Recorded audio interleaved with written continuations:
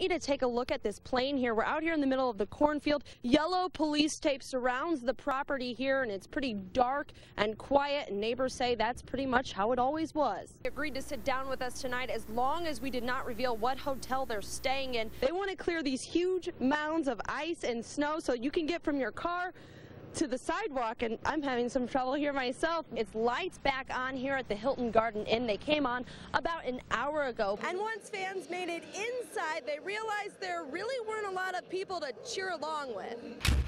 Every 4 hours, there's a new crew and a new truck. They'll be parked right here until the demolition is over. Normally, this street is pretty well lit, but once we turn our camera light off, you can't see 2 feet in front of you. These doors are locked, and that usually doesn't happen until around 3 a.m. A lot of students and you, Jennifer, are really going to miss the place. And this really is a community effort. They even let me take a stab at it. Side streets like this are proving to be a bit of a headache when they aren't cleared.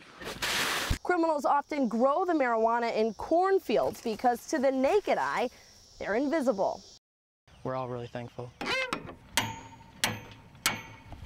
Thankful when the sun goes down, the game will go on at Franklin Field. It's going to be exhilarating. I can't wait to do it. Senior Cameron Fitzgerald has been playing here for years. He says not having lights brings down team morale. No, not a lot of fans. Nobody really pays attention because there's not too much time and the game's in very short. An effort to get the lights started from the ground up. Long time coming. But obstacles just kept getting in the way. One roadblock after another. They had no electrician and no money.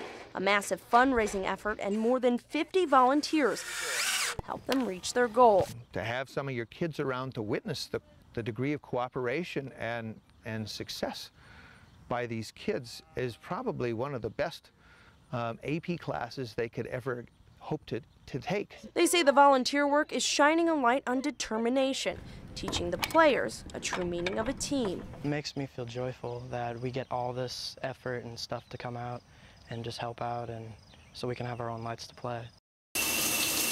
10 minutes into my shower, I turned towards the faucet, and from the corner I could see a black phone. What happened to this U of I student is enough to make your skin crawl. As soon as I made eye contact with the lens and moved to grab it, I saw a white hand take the phone and then quietly just exit the shower. The U of I freshman didn't want her identity revealed for fear of retaliation. She was the first victim of the Hopkins Hall peeping Tom.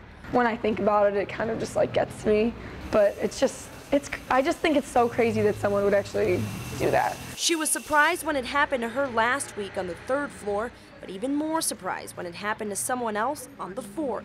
I was like, is this a joke? I can't believe it actually happened to someone. Absolutely, it's shocking. Jack Collins is the housing director. He's making sure students feel safe. The university is considering locking bathroom doors and installing cameras at dorm entrances. We are taking this very serious. This student is grateful and hopes that sharing her story will open some eyes. I'm not even embarrassed about it. I just want people to know that it's happening and that could happen.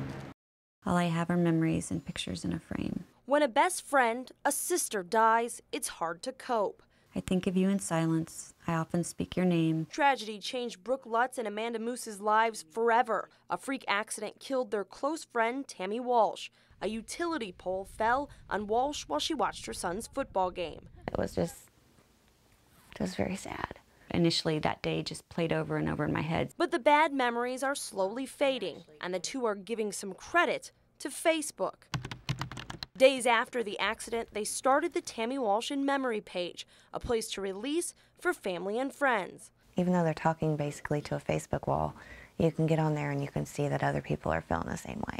They share thoughts, post pictures, and just stop by to say hello. This is a way that they can mourn, they can grieve, they can share memories with her without having to physically be there. U of I researcher Amanda Vickery says they're not alone. The internet has just opened up so many more options for grieving. Vickery studied whether Facebook helps or hurts the grieving process, finding there really are no long-term effects. There was no relation between joining Facebook groups, talking to their friends on Instant Messenger, and how they recovered. But Lutz and Moose say, regardless of the research, they feel happier, and Facebook lets them know a friend's memory will live on. As long as Facebook will be around, I believe there will be people posting things on her page from now till whenever.